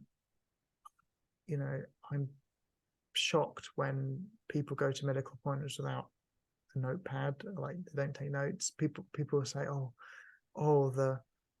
the doctor said so much, but I can't remember any of it. I'm thinking, well, wouldn't it be good to take a notepad and write some notes and ask the doctor to write things? If you don't, it's difficult to remember the names of the drugs, or even catch the names of the drugs in conversation. Ask them to write them down, ask them to spell it. Surgeons are great at drawing. Get them to, if they're explaining a surgery, particularly if there's a couple of procedures and they're saying the pros and cons of each one, ask them to draw it out. That's what my surgeons did, and it made it very, very clear. When I had surgery a couple of years ago to do a colostomy reversal, the surgeon drew out what he was going to do. He showed me the drawings that the previous surgeon who had done the colostomy surgery 6.5 years ago, showed me those drawings and kind of explained. In my case, it was a difficult and dangerous surgery without much chance of success, but the surgeon explained it all. And so in that case, when I was talking to that surgeon, it's a very, very, very, very, very top gastrointestinal surgeon in Japan. One of the main reasons he agreed to do the surgery, so 12 surgeons had said no, he said yes, it was because he knew I understood the risks of the surgery. He got me to talk through all the dangers of the surgery and the reasons why it probably wouldn't work. And he knew I was making an informed decision, and therefore he agreed to do the surgery, and it's gone really well and been life changing. I mean, I've got a lot of my life back. Well, I've got my life back thanks to him. So yeah, I mean, another kind of a tip is get good at communication. Learn the language patterns. I mean, look at things like feel, felt, found. It's a very famous communication pattern. When people have a strong viewpoint or pushing in a certain direction and you don't want to go in that direction, use the feel, felt, found linguistic pattern. There's loads of those kind of things. So get a book on crystal clear communication or whatever. And when you're talking, particularly when you're upset, try and listen to yourself talking, and notice when you're being too emotional, or you're not being clear. Like when you are not sure, don't try and bluff your way through, because it's important to get the facts so that you can make a well-informed decision. Yes, and if all else fails, be polite, firm, and slightly aloof. Yeah, so you can improve your communication if you're not already a master communicator. Even if there's you're a master communicator, you can improve. I mean, that's a very good point as well. There's not like a roof on and on self-improvement, but time and effort very, very, very well spent. And I imagine, and well, it sounds like that was an example of this, when the surgeon knew that you had thoroughly understood the risks because of what you're going into. But imagine if you do ask a doctor to write things down, to draw a diagram, then if someone's asking you for that kind of information, it changes your attitude and the way you communicate, because you know you're being listened to. Whereas I don't know, sometimes I suppose you don't know that you're being maybe not listened to, but not heard deeply. And if you're asking for further tools to understand what the doctor's saying, the doctor will particularly be able to spend more time in explaining. If the patient is interested in some kind of treatments that are on like the edge of technology and science or whatever. They want to, the doctor might want to know that you really do understand, that maybe a treatment that works for very, very small percentage of patients, it may have a very big financial cost associated with it, whatever. So that's a great question. Awesome, thank you, Patrick. There's one last question, right? And this, I didn't realize Miki was a sensei, so thank you, Miki Sensei, for the final question. Mikiko Sensei, yes, Japanese teacher. How do you find people and services to ask for some help? Public services or friends, family, relatives, insurance services, etc. Yeah, so a good way is to ask other patients, particularly online. When you do that, again, the communication thing is really important. So it's important to say where you are in the world, for example. So I see lots of patients posting things online and people posting replies, and there'll be like this thread of back and forth, and then they realize, one of them's in the US and one of them's in somewhere else. And so that kind of thing, like asking other patients what they did, reaching out to those charities and non-profit organizations. So in the UK, like there's Macmillan, I mentioned, there's Maggie's centers. Some of the larger organizations are not very good. A lot of them are just they're non-profit, but it's non-profit, but most of the money's going on wages and they don't actually do a lot. Some of them do put out really bad quality information, or very little information for patients. Often hospitals in the cancer department, that might be called a cancer center or chemotherapy ward, for example, there's often printed material there from various non-profit organizations. So it's worth having a look. And it's surprising how much help there can be. I mean, a lot of these organizations are poor at communicating, poor at publicizing what they offer. So unfortunately, as a cancer patient, you have to go and hunt it out. But for example, there are non-profit organizations that will provide wigs to patients going through chemo that are experiencing hair loss. Wigs are very expensive. Human hair wigs are very, very expensive. Yeah, that kind of thing is of benefit. There are non-profits that provide information about financial services you can get if you're in the US. Dealing with insurance companies is a very big part of cancer, unfortunately, because your oncologist may recommend a treatment and the insurance company may find a doctor who says that treatment is unlikely to work, we're not going to pay for it, or whatever. Or a diagnostic test, whatever it is. Another thing that I've done as kind of people to ask for help is I try to get to know the medical professionals. And that is something on a long term, but also very short term, kind of when you're in hospital having surgery. In some cases you may be in hospital for several weeks. Makes sense to learn the names of the doctors and nurses, and be more than courteous to them, right? I mean, I always make a big point of talking to the nurses, and I know some of them taking care of me may be towards the end of a 14-hour shift.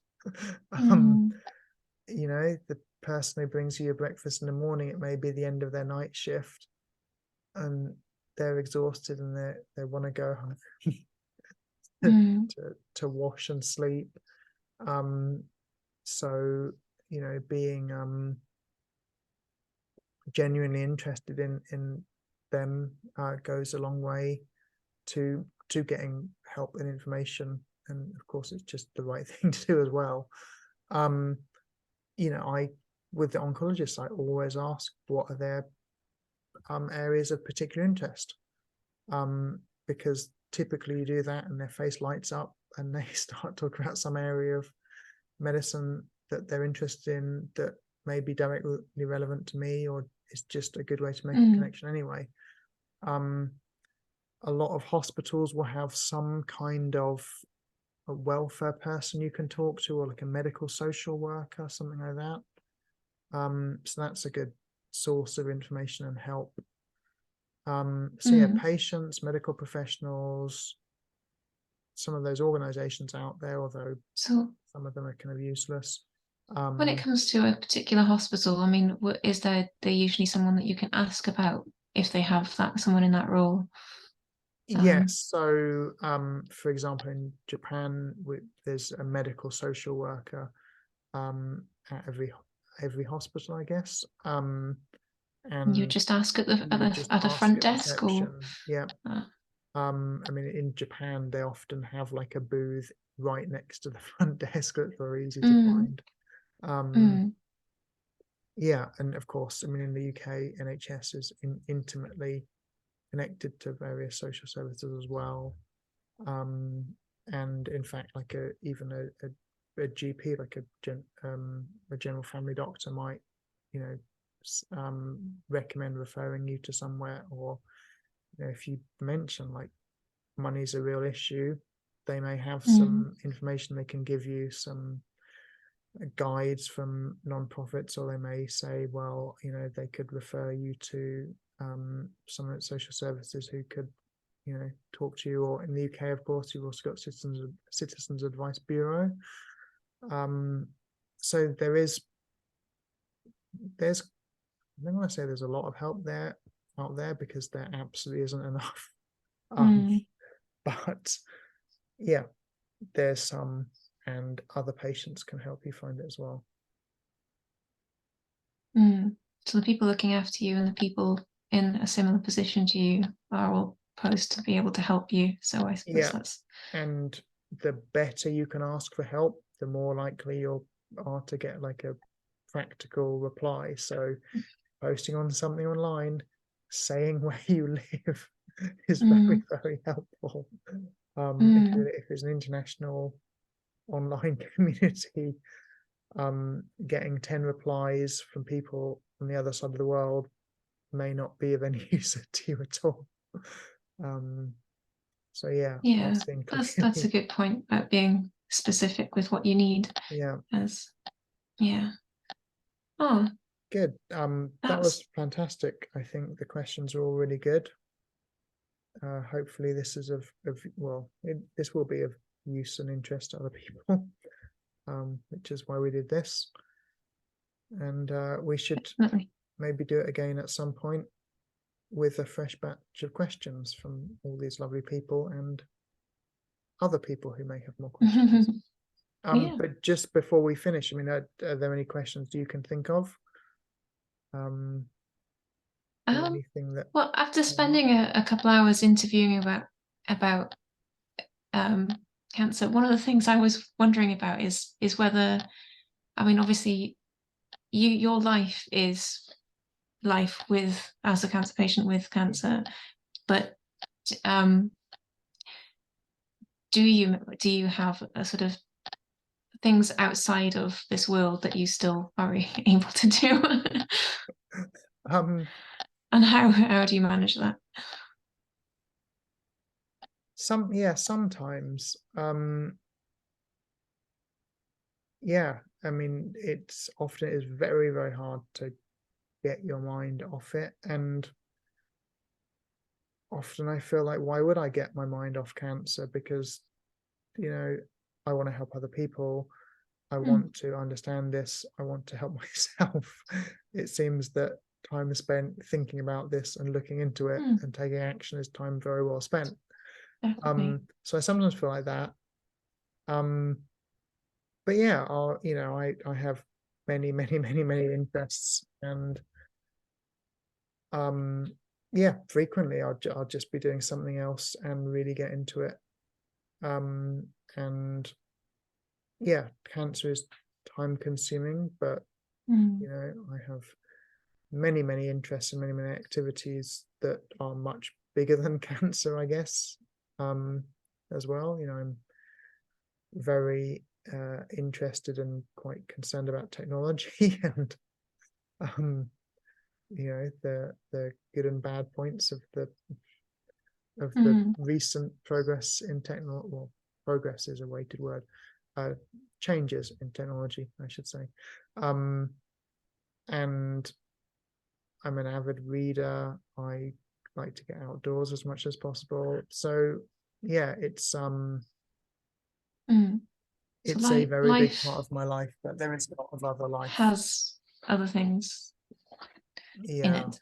But I don't, again, it was one of those things, but people kept saying, like, when I was first diagnosed, lots of people saying, like, oh, you know, here's something to take your mind off it, or you know, go and do this thing and you'll enjoy it and it will take your mind off it. And I'm thinking, like, I really want to get through this, and taking my mind off it is not a way to do that, I think. You know, I'm very, very strongly against meditation in any form for like almost all people. And there's this an interesting view I'll have to ask you about again. Motion beats meditation. You know, action is what matters. And again, people can rationalize meditation saying, like, well, you know, you'll be in a better state to take action. And yeah, that's absolutely not true. If you're struggling to take a certain action, then find another action that helps you get to that. Meditating is not the way to do that. So go for a walk, do something practical, organize your medical notes. You know, there's so many things that we can do. We don't have to ever be helpless. So yeah, that's a big part of this for me, is about action. So, you know, I'm frequently accused, particularly online, of, you know, people saying that I'm very positive, and absolutely not at all. You know, I don't think I'm positive. I don't think I'm negative. I just try and take action. I don't believe that being positive or negative has any effect at all on your cancer. It's action that, you know, so there's a saying among some cancer patients that, like, you know, cancer doesn't care about how much organic kale you ate today.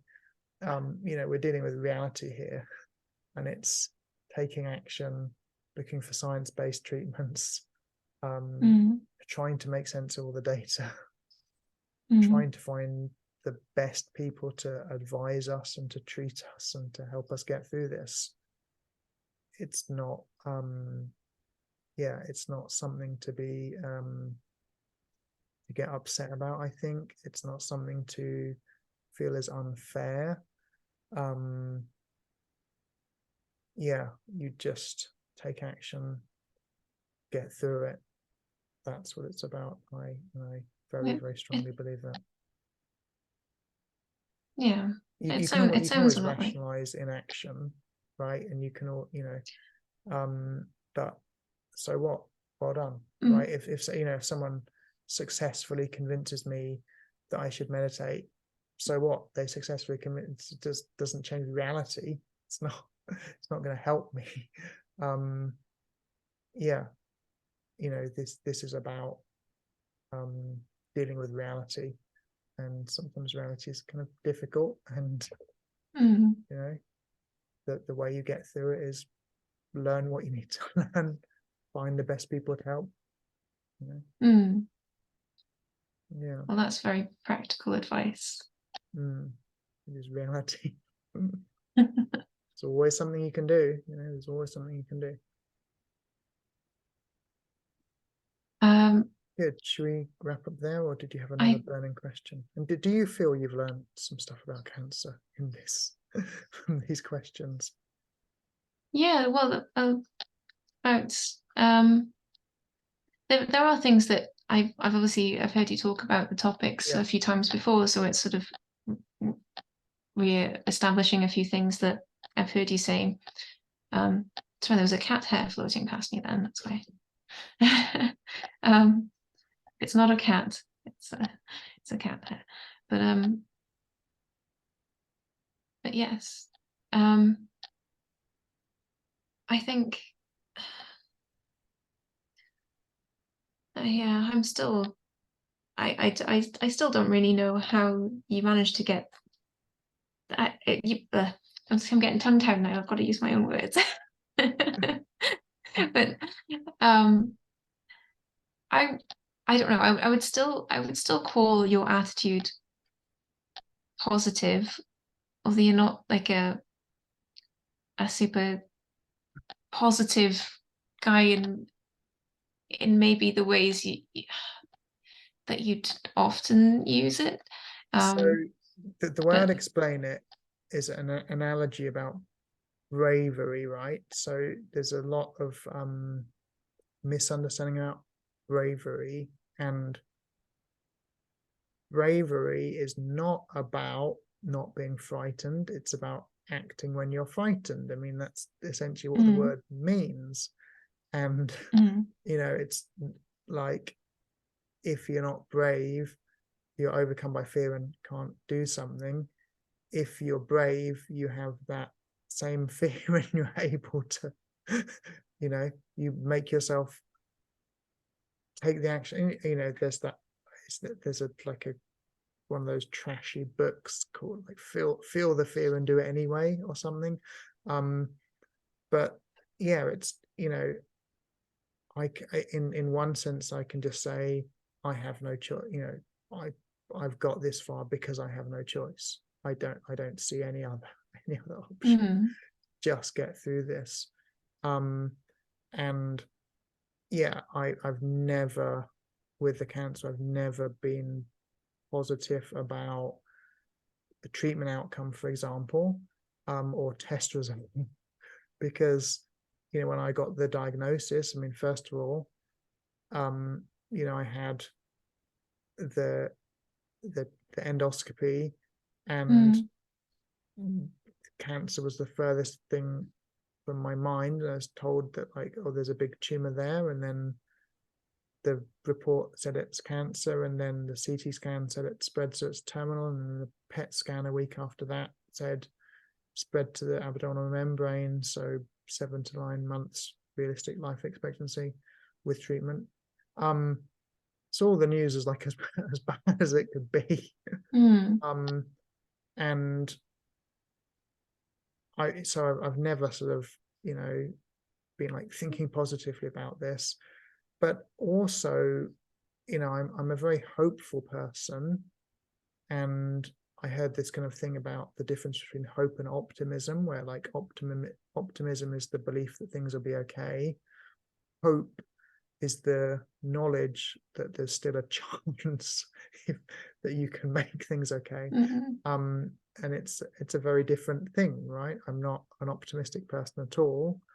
I'm hopeful, not because of some fuzzy thing inside me, but because of reality, that because I look at the facts, and there is reason to keep going. There are many, many, many documented cases of people who have been in much worse circumstances than me and have kept going, and in the case of cancer, got excellent outcomes or lived long lives or whatever.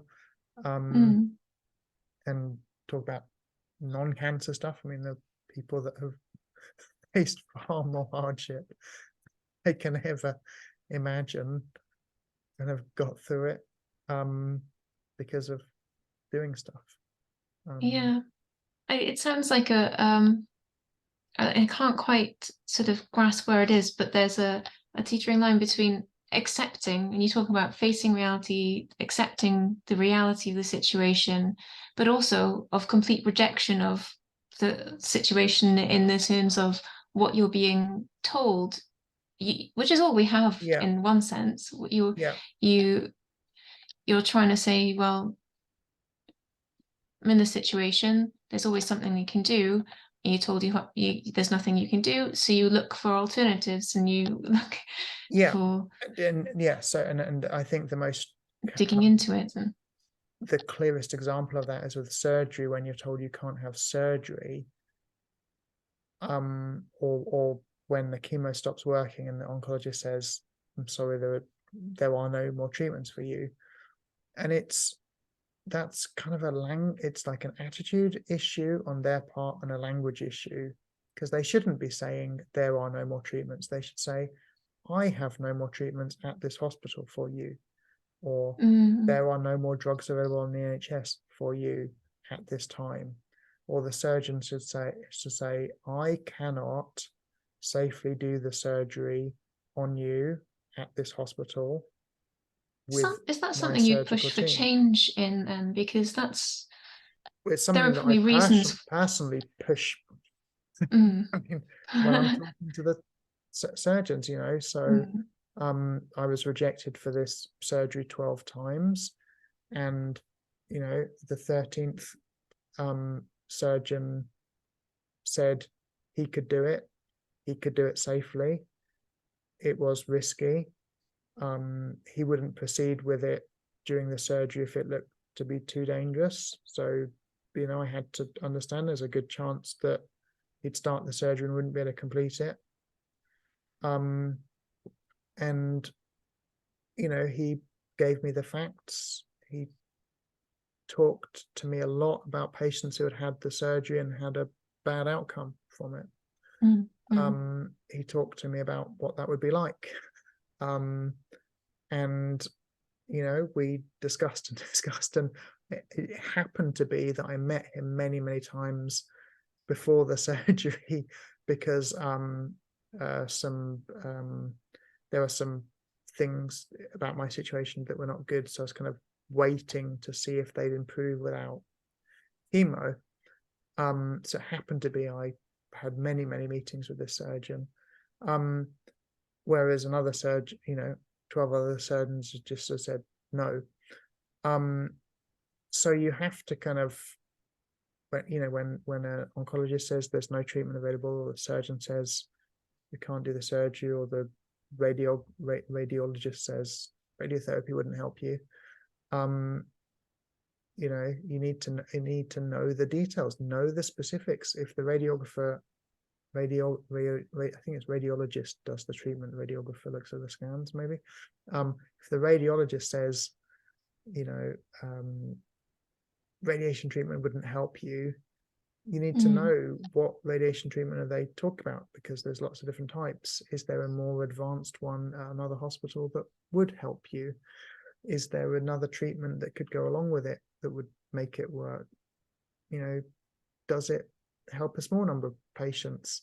If you do it, could it make your situation worse? And if not, is it worth trying anyway? None of that is about positive thinking. It's just facts and reality, and trying to dig in and find the facts and reality. And if the surgeon says you can't have surgery, I want to know if that's really true. I don't want to think, well, I'm going to have a positive attitude and writing the surgeon and says it. So when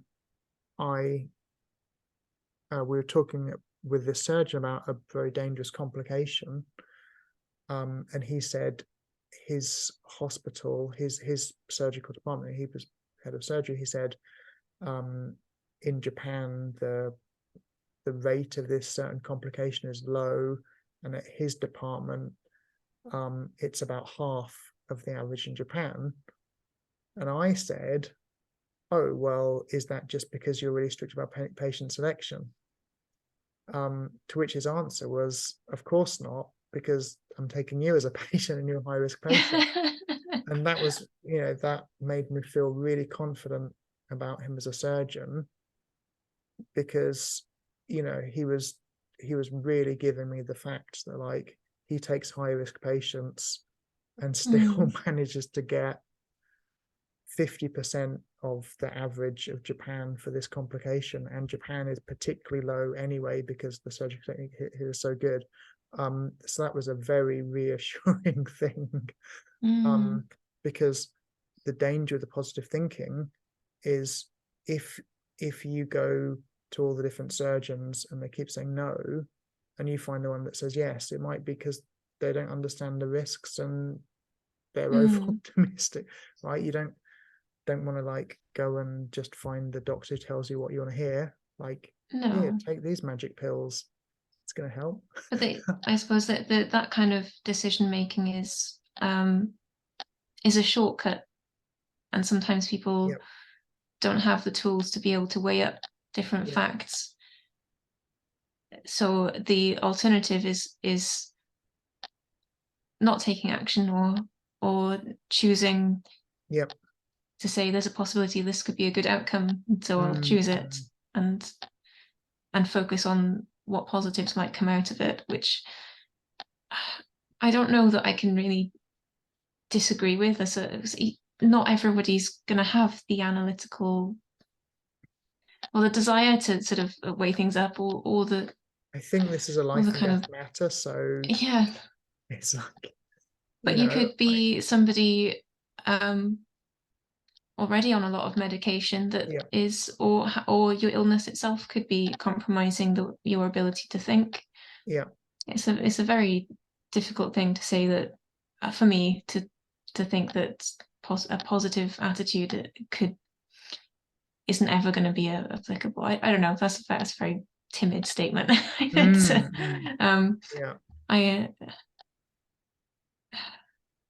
but I do wonder, right? If it's very dangerous when someone says, I'm not going to have treatment, I'm going to stick to my meditation and green smoothies. I'm going to be positive, I'm going to fight this in the natural way. We know that that, you know, Steve Jobs, he was diagnosed with early stage cancer, and he decided to fight it the natural way, meditating and green smoothies and whatever. And later he changed his mind, and it was too late. Yeah, so it is interesting. It is interesting, but yes, I get a bit squirmy about the differences between optimism and positive attitudes, because they're used in many different ways as well. I think you have to kind of Yeah. closely define what is meant Yeah, I mean, for for me, a this lot of it particular is, case. at least particularly in my experience in these 6.5 years of seeing hundreds and hundreds and hundreds of patients, the ones who are the most proactive, they tend not to talk about being positive or anything. They just get on and do it.